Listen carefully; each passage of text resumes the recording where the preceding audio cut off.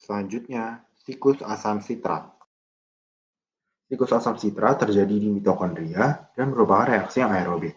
Enzim siklus ini terletak di matriks mitokondria. Siklus ini merupakan jalur terakhir dalam metabolisme karbohidrat, protein, dan lipid. Karena glukosa, asam amino, dan juga asam lemak akan dimetabolisme lagi menjadi asetil-CoA. Selain hal-hal tersebut, siklus ini juga berperan dalam jalur utama gluconeogenesis, lipogenesis, dan konversi asam amino transaminase dan deaminase.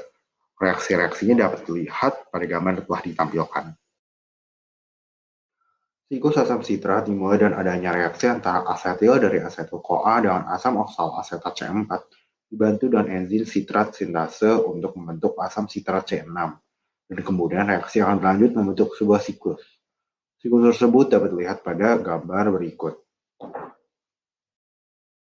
Dalam siklus asam sitrat juga diperlukan riboflavin sebagai FAD yang merupakan kofaktor dari enzim succinate dehydrogenase, niacin sebagai NAD+, sebagai akseptor aktor untuk enzim isorat dehydrogenase, alpha-ketoglutarate dehydrogenase dan malat dehydrogenase, serta tiamin yaitu koenzim reaksi alpha-ketoglutarate dehydrogenase dan asam patotenik.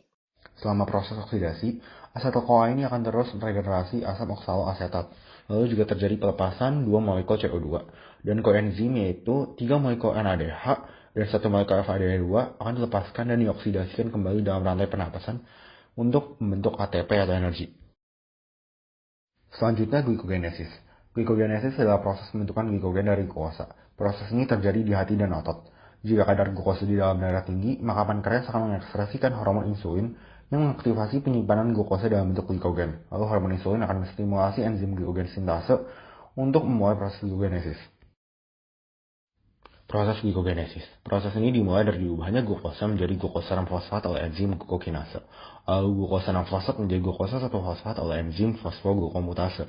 Dan glukosa 1-fosfat menjadi UDP glukosa menggunakan enzim UDP glukosa fosforilase. Dari sini akan keluar menuju jalur asam oronat. Glikogenolisis. Glikogenolisis adalah proses pemecahan glikogen menjadi glukosa. Proses ini dapat terjadi dalam kondisi lapar. Ketika tubuh merasa lapar, kadar gula dapat menurun. Jadi gula akan diproduksi dengan cara memecah glikogen menjadi glukosa. Proses ini terjadi di hati untuk mempertahankan kadar gula darah saat waktu makan dan di otot untuk menghasilkan energi.